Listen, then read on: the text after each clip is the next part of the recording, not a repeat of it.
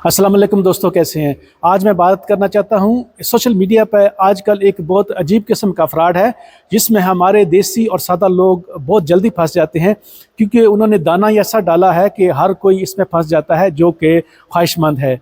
तो कुछ लोग जो सोशल मीडिया पे वो ये कह रहे हैं कि इटली के जो फ्लूसी इमिग्रेशन है उसमें अगर आप हमें 500 यूरो दें तो हम आपका जो नुमाइंदा है वो अप्लाई कर देंगे, यानी कि आपका वीज़ा अप्लाई कर देंगे। अगर निकल आया तो आप हमें बाकी रकम दे दीजिएगा, अगर नहीं निकला तो आप ये समझे कि 500 ज़ाया हो गए। तो जो लोग हैं वो यही समझ रहे हैं कि कौन सा बड़ा नुकसान है, तो 500 यूरो देने में क्या हर्ज है। तो दोस्तों यहीं से ये इसको कहते हैं कि मीठी छुरी या दाना किसी शिकारी ने आप पे डाला है, क्योंकि 500 यूरो देने में आपको मसला नहीं है, लेकिन अगर 100, 200 या 300 लोग फंस जाएंगे उस बंदे के लाखों यूरो बन जाएंगे।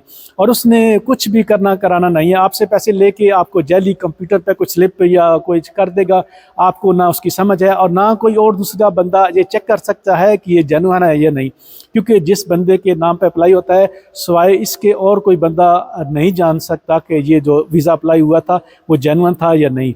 तो बहुत से लोग जो हैं वो यही समझेंगे कि थोड़ा सा नुकसान है, रिस्क ले लेते हैं। तो ये जो बंदे होते हैं ये असल में असल कारोबारी होते हैं।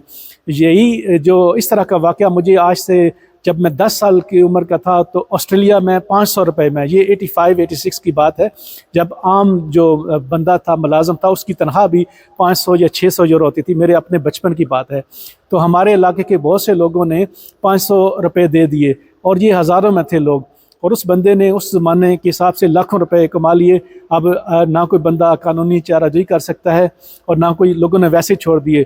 तो इसी तरह 500 यूरो जब आप लगाएंगे तो आप भी सोचेंगे आप इसको वापस लेने के लिए मैं क्या करूँगा।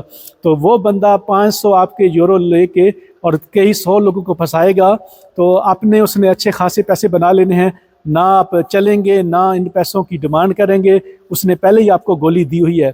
तो ऐसे फ्रॉडियों से बचा करें। सस्ते के चक्कर में या इस तरह की सोशल मीडिया पे ऐसे जो लोग घूमते होते हैं ये अक्सर फ्रॉडी हैं, आपके पैसे से वो फ़ायदा उठा लेते हैं, आपका कुछ भी काम नहीं होता। तो जब भी आप किसी किस्म का जेन्युइन वर्क परमिट या लीगल कोई भी एंट्री के लिए आते हैं अपनी तहकीक करें। अगर किसी बंदे को आप जानते हो, किसी कंसल्टेंट को, तो उससे अपना काम कराइए।